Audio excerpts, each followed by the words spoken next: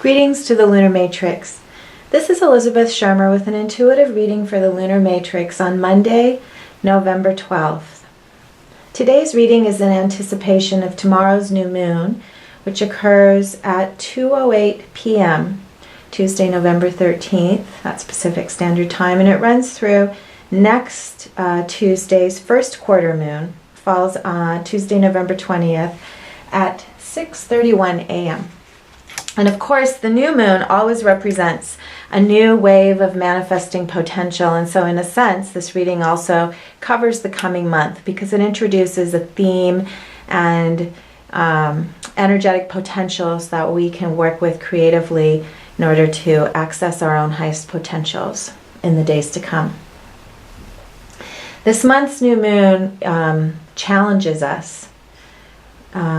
It challenges us in a similar way to the themes that emerged last month, and that has to do with where we place our sense of stability and security, and how and where we anchor.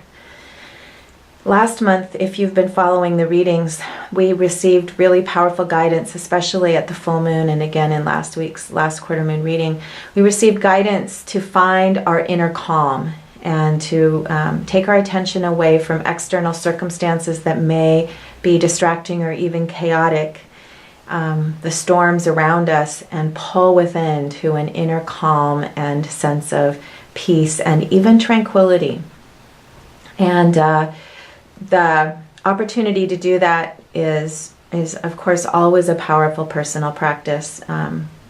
This week, this month, this period in the year, we, I believe, are accessing and anchoring new habits that will serve us moving forward.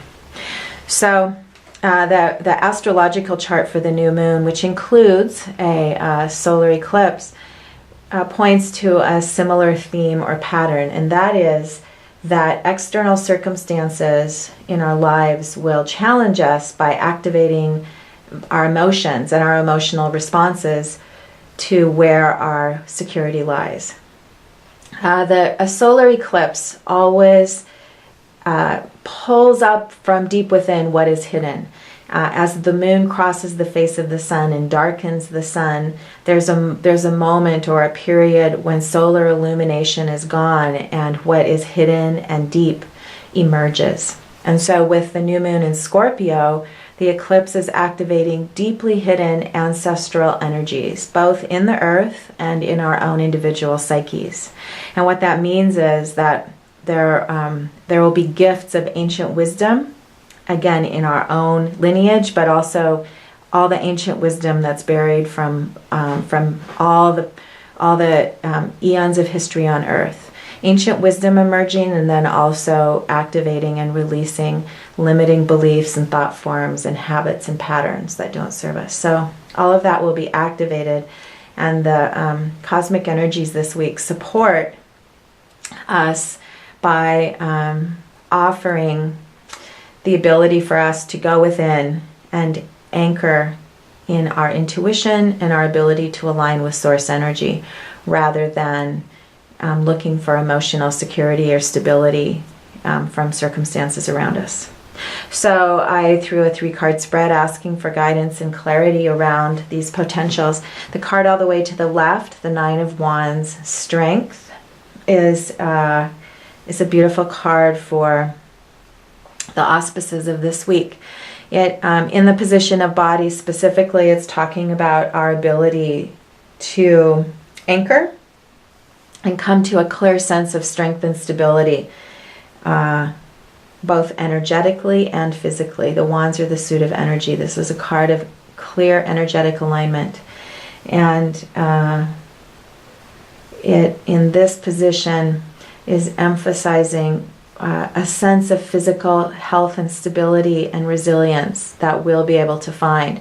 Now, in contrast, the card in the position of awareness is another 9, which is an important synchronicity, and the 9 of Swords is called cruelty, and it represents a quality of self-cruelty, or even we could use the word abuse, that relates to patterns of blame and guilt and shame, and ways in which we hold ourselves accountable or blame ourselves and wound ourselves in that by doing so. Whenever we forget our divinity and blame ourselves or feel shame for who we are or what we've done, we lose our connection to Source. And so this card is a reminder this week that some of those patterns will be activated. However, the good news is that the other side of the Nine of Swords is the activation of our power and wisdom in our awareness. So the nines are cards of wisdom. And so both of these are saying that we have access to deep wisdom and strength and resilience this week. The card all the way to the right in the position of Spirit, the Three of Discs we've seen recently. And this is a card of alignment of body, mind, and spirit all coming together to create the potential to throw ourselves fully into whatever's at hand. It's called the works, meaning giving something the works, or aligned effort that comes to clear, productive work. And in the position of Spirit, this is saying that when we're able to align our focus within, we will experience the alignment of chi or energy or life force that will fuel us. And that's what the nines are talking about, is that this energy of alignment is going to fuel us to deeper access of our own wisdom and our own strength. And this will be, actually, I also want to say the Three of Discs is a card I'm seeing about moving forward. It's not just an alignment, but an opening that allows us to move forward. The energy is moving. I threw an additional card. I was especially curious about that Nine of Swords in the middle, because there will be a tendency for us to be hard on ourselves or others this week in relationship to whatever gets activated. So I asked for additional guidance around this, and the card that emerged was the Tower. Now the Tower refers to, we could say the most extreme words would be a cataclysmic event. It refers to a kind of sudden dismantling of form. And the dismantling of form is always in relationship to the opportunity for new forms to emerge. The Eye of Horus at the top of the card is a reminder of the good in all, and our ability to remain calm and keep a larger perspective when we can stay in trust. This is again an affirmation of the potential for us to experience chaos or stress or upheaval in our external circumstances. And to the degree to which we're able to take our attention away from that and go within, we return to the experience of calm. The transcendent aspect of the Tower card is the state of grace and the experience of liberation from old forms that bind us. So it's a call for us to really fully embrace the potentials that are available right now.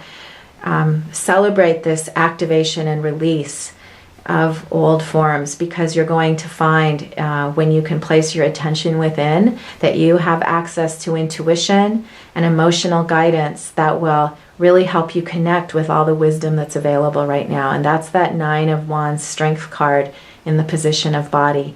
When you have access to that wisdom, you'll be able to anchor it, and you'll be able to come to new levels of your own emotional stability and your own emotional center, your own emotional alignment with your true self at a higher level. So with all of this said, I wish you all the best for your own manifesting and birth of new forms in the coming month that is being released with tomorrow's new moon. You can set intentions now or any time in the coming days around your own dreams and visions. And you could also include intentions for your own awareness of your ability to access wisdom and gifts, and your ability to identify limiting beliefs and thought forms and patterns that are being released and that you no longer need to identify with. So with all of that said, I do wish you the best in the coming days, and I look forward to connecting with you again next week. Happy New Moon, everyone. This is Elizabeth Shermer with the Lunar Matrix.